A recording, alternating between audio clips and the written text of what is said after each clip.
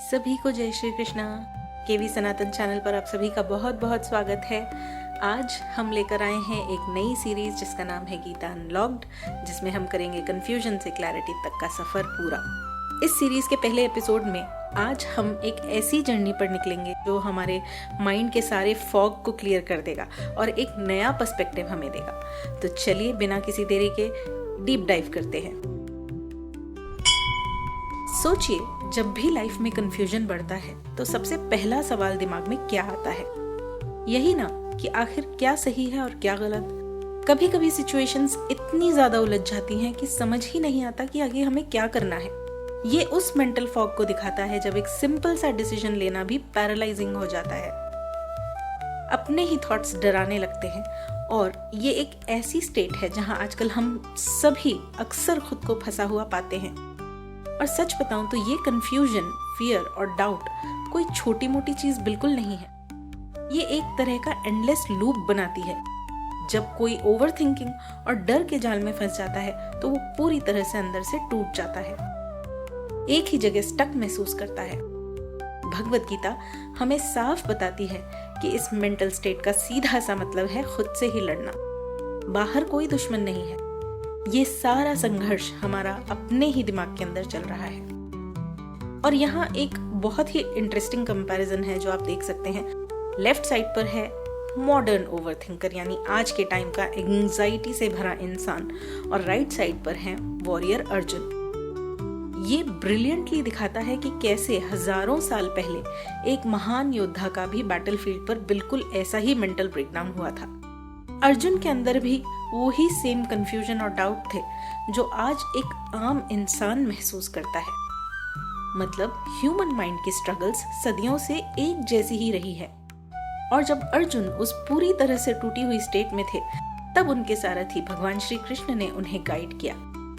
और ध्यान देने वाली बात यहाँ पर यह है कि भगवान श्री कृष्ण ने केवल अर्जुन को ही नहीं, उस कुरुक्षेत्र के मैदान से पूरी दुनिया को एक रास्ता दिखाया। ये रास्ता किसी एक इंसान या किसी एक स्पेसिफिक टाइम के लिए नहीं था, ये पूरी ह्यूमैनिटी के लिए एक यूनिवर्सल सॉल्यूशन था। और ये ही क्लियर पाथ हमें भगवद गीता के रूप में मिला है। आगे देखते हैं कैसे।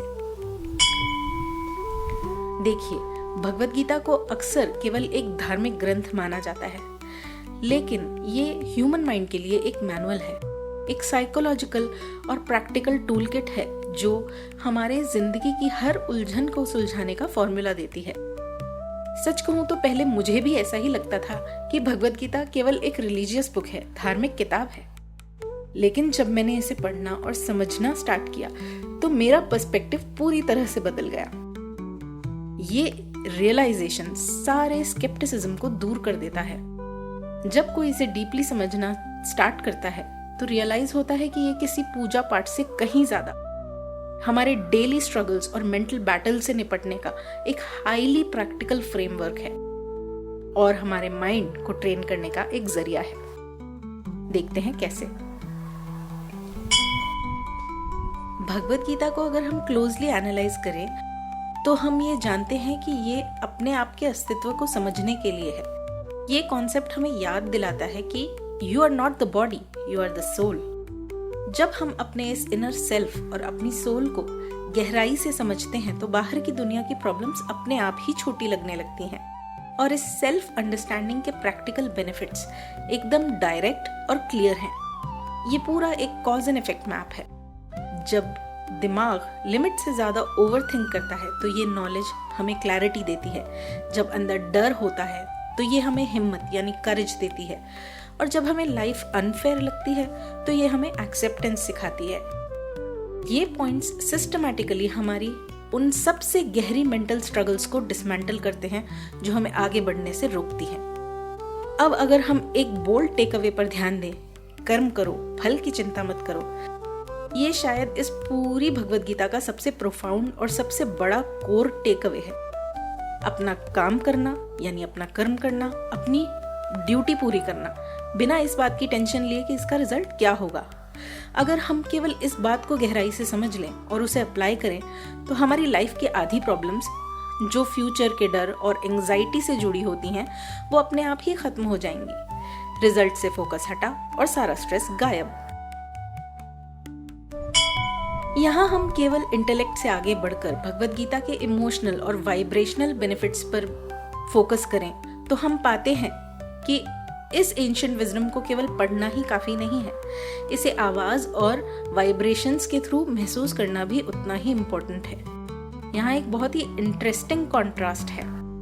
एक तरफ है रीडिंग फॉर द इंटेलेक्ट और दूसरी तरफ है चैंटिंग फॉर द हार्ट। पढ़ने से ऑफ कोर्स समझ बढ़ती है, नॉलेज आती है, इंटेलेक्ट शार्प होता है, लेकिन चैंटिंग यानी गाना या उच्चारण करना वो सीधे दिल पर असर करता है। एक इनर पीस हमें मिलता है जहां किसी लॉजिक की जरूरत नहीं है। ये दिल और दिमाग दोनों को बिल्कुल अलग अलग तरीके से नर्चर करता है। जब भी कोई इन श्लोकों को एक्टिवली चांट करता है, गाता है, तो इमीडिएट इमोशनल शिफ्ट्स आते हैं। सबसे पहले हमारा जो ये रेसिंग माइंड है ना, वो स्लो डाउन हो जाता है। दूसरी तरफ हमारी हार्ट रेट कम होती है और एक ठहराव महसूस होता है। और तीसरा एक डीप इनर पीस फील होता है। और हाँ, ये केवल एक साइकोलॉजिकल इफेक्ट नहीं है, ये डायरेक्टली उस एनर्जी का रिजल्ट है जो इन आवाजों से पैदा होती है। तो सबसे क्रूशियल पॉइंट ये समझना है कि आखिर ये सब कैसे होता है। भगवद गीता बताती है कि संस्कृत भाषा के श्लोक केवल शब्द नहीं है, ये प्योर एनर्जी है। हर एक सिलेबल एक स्पेसिफिक वाइब्रेशन कैरी करता है और जब इन वाइब्रेशंस को हम चैंट करते हैं तो ये एनर्जी साउंड यानी ध्वनि के रूप में हमारे आसपास और हमारी बॉडी में फ्लो करती है, जो धीरे धीरे भगवान श्री कृष्ण के साथ हमारा एक बहुत ही डीप कनेक्शन एस्टैब्लिश करती है। जब इस एंशिएंट विजडम और इन प्रैक्टिसेस को एक मॉडर्न रूटीन का हिस्सा बना लिया जाए तो उसका अल्टीमेट रिजल्ट क्या निकलता है? बदलाव बाहर की दुनिया में नहीं होता, बल्कि एक गहरी इनर ट्रांसफॉर्मेशन होती है। एक इंसान अंदर से पूरी तरह बदल जाता है। और वो आंतरिक बदलाव कैसा दिखता है? सबसे पहला, reacting less to the triggers, यानी छोटी छोटी बातों पर परेशान होना एकदम कम हो जाता है। दूसरा, living completely in the present, past के पछतावे और फ्यूचर के डर से बाहर निकलकर आज में जीना हम सीखते हैं। और तीसरा, finding meaning in every situation, हर अच्छी या बुरी सिचुएशन में कोई ना कोई पर्पस हमें जरूर नजर आने लगता है। देखिए, लाइफ कभी परफेक्ट नहीं होती, लेकिन हमारी इंटरनल स्ट्रेंथ इतनी सॉलिड हो जाती है कि बाहर का कोई तूफान इसे हिला नहीं सकता। अब इस इक्वेशन को अगर हम ध्यान से देखें, controlled mind equals controlled life. एक शांत और फोकस में रहने वाला नॉन रिएक्टिव माइंड सबसे बड़ी ताकत है। अगर हमारा माइंड हमारे कंट्रोल में है तो हमारी लाइफ की डायरेक्शन और उसके आउटकम्स और क्वालिटी सब कुछ अपने आप कंट्रोल में आ जाते हैं। सिंपल मैथ है, लेकिन इसका इम्पैक्ट हमारी पूरी लाइफ को रीडिफाइन कर देता है। अगर हमें इस ट्रांसफॉर्मेशन को अपनी लाइफ का हिस्सा बनाना है तो भगवद गीता एक बहुत ही सिंपल सा एक्शन प्लान देती है। स्टेप 1, दिन में केवल 5 मिनट निकालने हैं। स्टेप 2, सिर्फ एक श्लोक पढ़ना या चैंट करना है, इससे ज्यादा और कुछ नहीं। और स्टेप 3, आने वाले उन सटल और प्रोफाउंड चेंजेस को ऑब्जर्व करना है।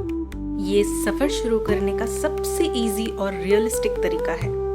तो इस पूरे विश्लेषण के बाद आखिरी सवाल यही बचता है कि क्या इस लाइफ को समझना जरूरी है? सवाल ये नहीं है कि भगवद गीता इम्पोर्टेंट है या नहीं, बात ये है कि क्या हम सच में अपने अस्तित्व को समझना चाहते हैं। अगर अंदर से हमें क्लैरिटी की आवश्यकता है, क्लैरिटी की जरूरत है, तो ये सफर आज और अभी स्टार्ट किया जा सकता है। सोचिए, जब आंसर्स पहले से ही मौजूद हैं, तो हम कंफ्यूजन में क्यों जिए? इस बात पर जरूर विचार कीजिएगा। चलिए, उम्मीद है कि ये सेशन आपको पसंद आया होगा। आज के हमारे इस वीडियो से अगर आपको थोड़ा भी मोटिवेशन मिले भगवद गीता पढ़ने के लिए, तो लाइक, शेयर और सब्सक्राइब जरूर करें और कमेंट में लिखें राधे कृष्णा। फिर मिलेंगे गीता अनलॉक्ड के नेक्स्ट एपिसोड में। तब तक के लिए जय श्री कृष्णा।